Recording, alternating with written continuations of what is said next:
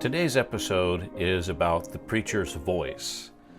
I'm talking about the chapter in Charles Spurgeon's book, Lectures to My Students, titled On the Voice, wherein Spurgeon gives us 3 tips on how to use the voice properly and his 7 tips on taking care of your voice. Number 1, when it comes to preaching, don't use an affected voice. And by that, Spurgeon means that we should not use a fake voice or a put-on act when we get in the pulpit. Spurgeon said that scarcely one man in a dozen in the pulpit talks like a man. By this, Spurgeon did not mean that too many preachers use an effeminate voice, although that is an increasing problem these days. But when Spurgeon said that scarcely one man in a dozen speaks like a man in the pulpit, he means that there are so many preachers who, when they get in the pulpit, they don't speak as a normal man. They use a different kind of a language, a different kind of a voice. They don't speak the same way as they would to other people. There is no conversational tone in the pulpit, but it's all this weird pulpit voice. It's affected and put on. And this problem persists still today, although I think that different styles of affectation are different from denomination to denomination and perhaps from different parts of the country than other parts of the country. I've noticed that preachers of a more formalistic denomination tend to speak with a rather pretentious tone, a kind of a tone they don't use when they're speaking to people in conversation normally. As a Baptist, I've noticed that there are more popular affectations in our own Baptist churches, like the preachers who sound like they're angry about everything. The entire sermon is yelling and screaming and shouting. It's one thing to use loud volume in appropriate parts of the sermon, but when the whole sermon is nothing but screaming and yelling, it doesn't sit well with most people. It just sounds weird. Now, obviously, there's nothing wrong with hard preaching. There's nothing wrong with passionate preaching. In fact, preaching ought to be passionate. But we make a mistake when we confuse continued volume and loudness with passion. They're not the same thing. Spurgeon is not arguing against raising your voice. After all, this man preached every week to a crowd of many thousands without the help of voice amplification. He had no microphone. He's not talking about the need to keep our sermons to a whisper or to an indoor, polite conversational volume. He means that we should use our natural voices. And our natural voices can be loud. Our natural voices can be soft. Our natural voices can be expressing different kinds of emotions, and they should. Our sermons ought to run the full gamut of emotions while we're preaching, depending on the sermon. A lot of preachers have strained their own larynx by using over and over, year after year, an affected voice, an unnatural voice in the pulpit. And you can hear them when they preach today. Their sound is very gravelly and muffled, and yet you can tell by looking on their face that they're trying to be as loud as they possibly can. The problem there is they have strained their larynx and they don't know how to quit. It's become a habit to them. Spurgeon affectionately calls the pulpit language the Jerusalem dialect.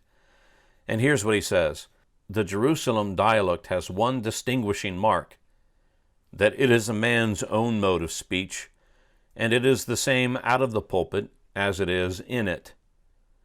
So when we plead with sinners, we should plead as if we're pleading with someone in our natural voice. When we praise God, we should praise God as one who is praising God with our natural voice. We should glory and exult and mourn and testify in our natural voice and not in a fake, pretend, put-on pulpit dialect. Number 2, when you preach, speak and use your voice so as to be heard. The goal here is not sheer volume, but for the folks to understand what we're saying. Spurgeon said, "What is the use of a preacher whom men cannot hear?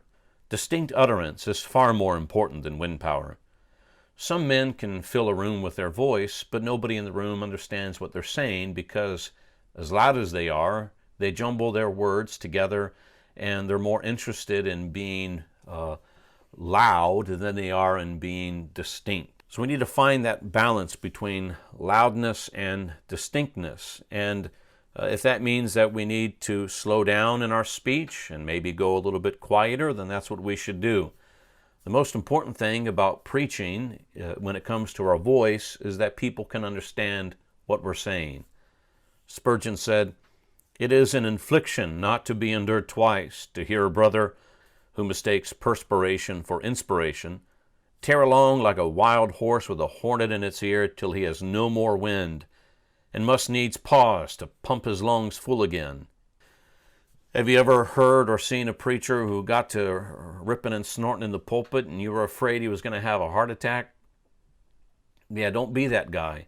Slow down, catch your breath, and make sure that your style of preaching, the usage of your voice, creates an interest in what you're saying and not whether or not you're going to survive the next 30 minutes.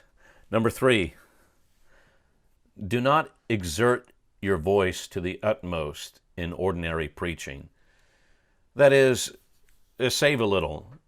Pull it back a little bit so that you don't strain yourself too hard, because if you're a regular weekly preacher, you're going to be needing to do this again in the next few hours and the next few days.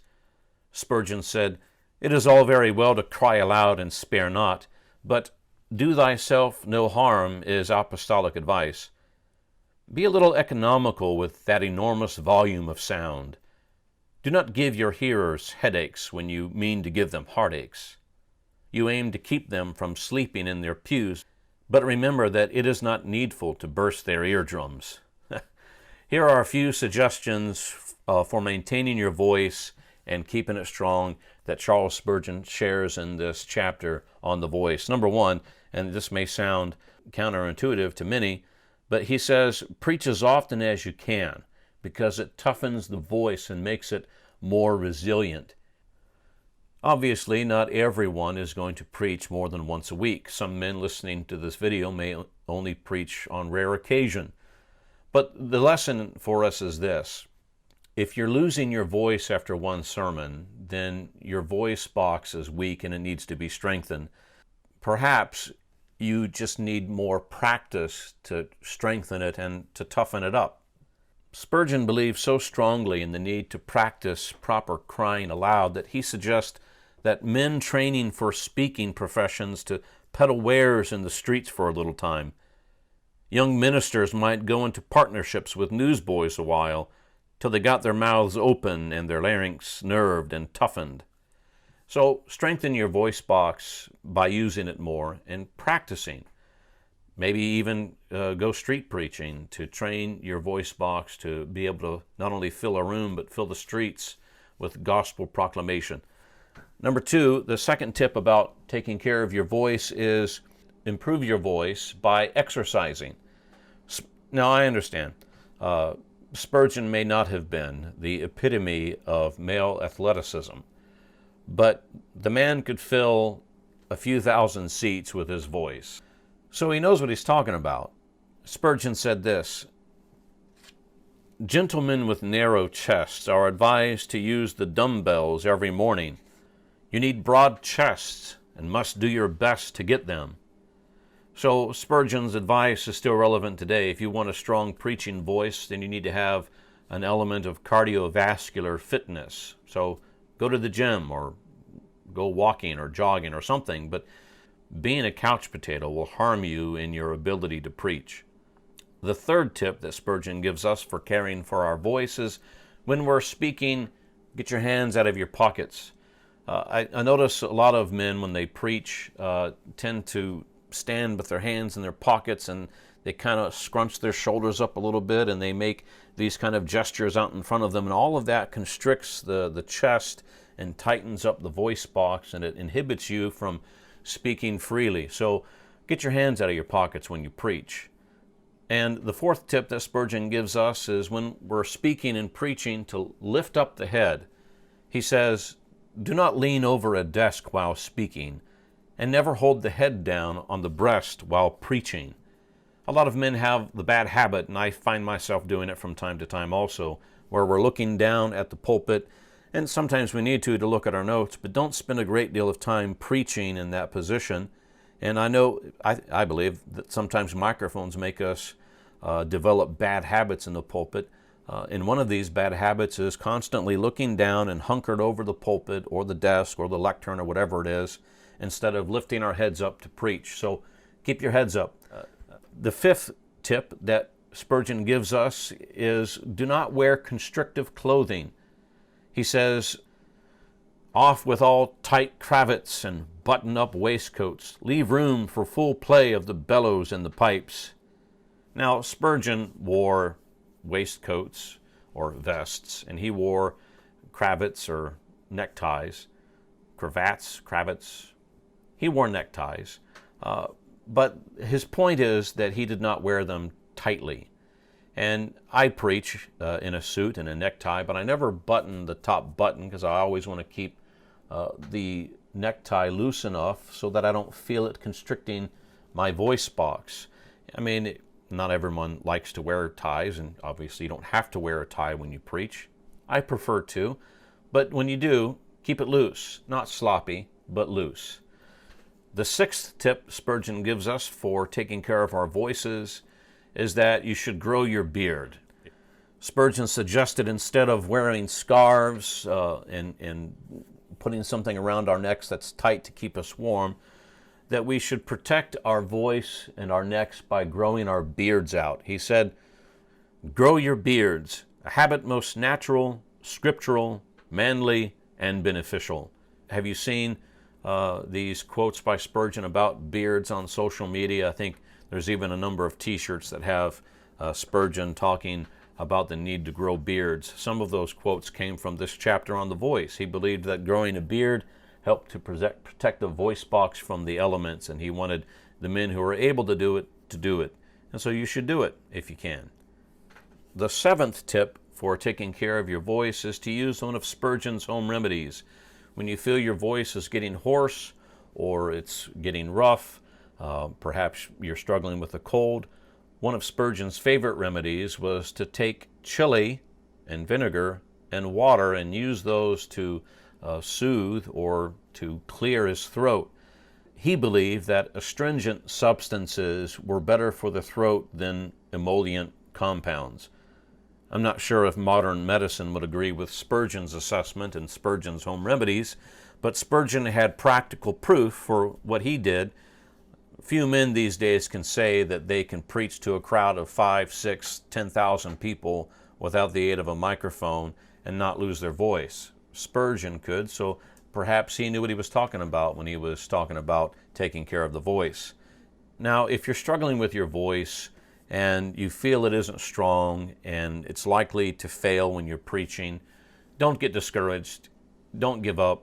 We all can improve in how we sound. We all can improve in our clarity of speech and in our eloquence. We all can improve in every facet of preaching. So don't give up if you feel like your voice is weak. Listen to these encouraging words from Spurgeon. He said, "My belief is that half the difficulties connected with the voice in our early days will vanish as we advance in years. I would encourage the truly earnest to persevere. If they feel the word of the Lord like fire in their bones, even stammering may be overcome, and fear with all its paralyzing results may be banished. Take heart, young brother, persevere, and God and nature and practice will help you." And to that I say, amen.